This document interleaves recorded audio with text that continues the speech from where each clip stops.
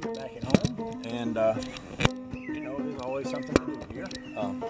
Let me just say, Shade Tree Fix-It Man isn't the only one who can fix it under a shade tree. A big, beautiful maple tree. Somebody asked me if I had any trees at home. I said, yeah, I got just one, great big one. If it ever comes down, it's going to land on everything I own. Bless its heart.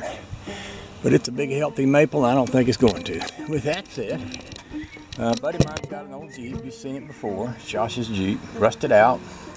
Time for a sticker again. I did some work on it last year when it was time, and now it's due again. And I did one side with a welder, and he did the other side with some spray foam, and the spray foam side didn't hold up. Oh, imagine that.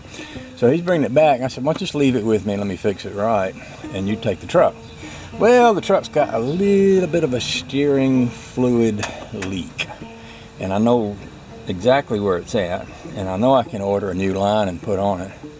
That said, though, I don't think I can get a new line today. What I'm thinking about doing is doing a little homemade fix-it to hold it while he borrows my truck and while I order a new line for it. So I'm going to take you under here. We're going to show you what's leaking. You can actually see the leak pretty darn well.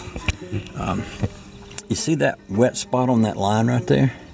Well, that's where it's leaking. And I can basically take my finger and rub over that. And you see how it's dry? You see after I rub it, it's dry, but then you see it get wet again. So literally, I got a little hole in the line right there that's leaking. Now this line needs to be replaced. It unscrews, unbolts from there.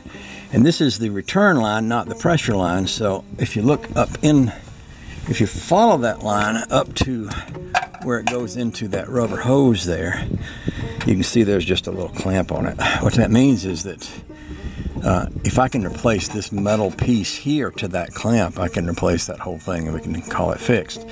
Now, another way to fix it would be to get a longer rubber hose and try, or even cut this and put a rubber hose on that spot. What I'm going to do today, though, I'm gonna get a rubber hose, split it, put it over that, and put a clamp on it so that it just squeezes that hole. And I'll go ahead and order a new line for this, and hopefully that'll keep it from leaking too bad while he's got it. So I'm gonna go grab it.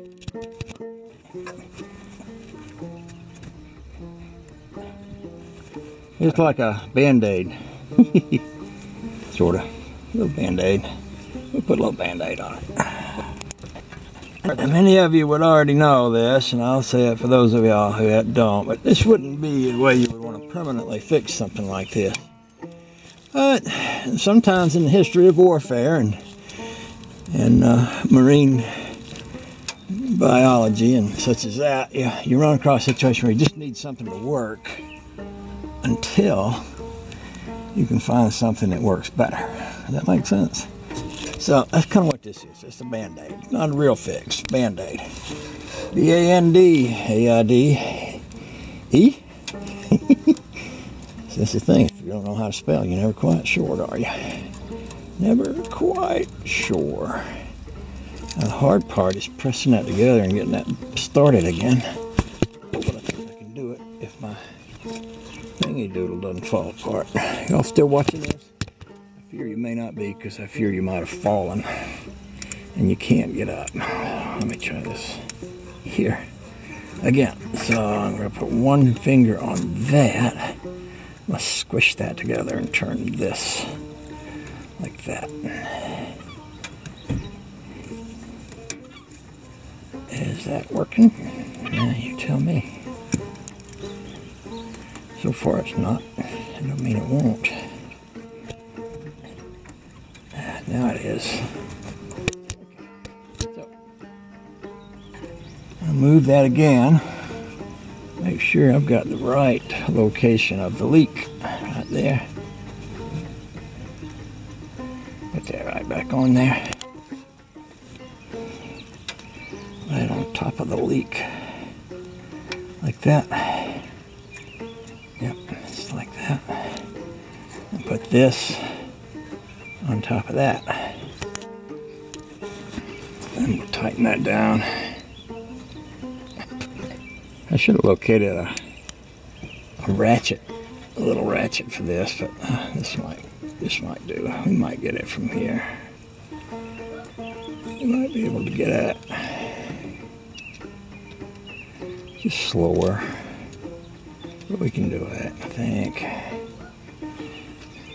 Oh heck, that's gonna take a long time. Let me go get a ratchet. I don't want to touch the camera because I'll mess y'all up.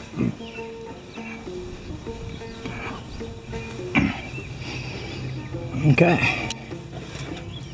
I have returned. I'm going to wipe that off and see that it's not leaking, and then I'm going to start the engine, turn the wheels back and forth, and then come back and kind of double check it. I'll bring it over here. I'll bring the wire right in there. I'll give it a little bit more tightening. And if that was really bad rusted, I could crush that line, tighten it in too much. So probably don't want to do that. Probably best to avoid that. So I'll get up in there and I'll crank it and I'll turn the wheels back and forth. Back to it and have a look at it. I'll just leave y'all running. If I touch the camera with my finger, then I got a greasy spot on it.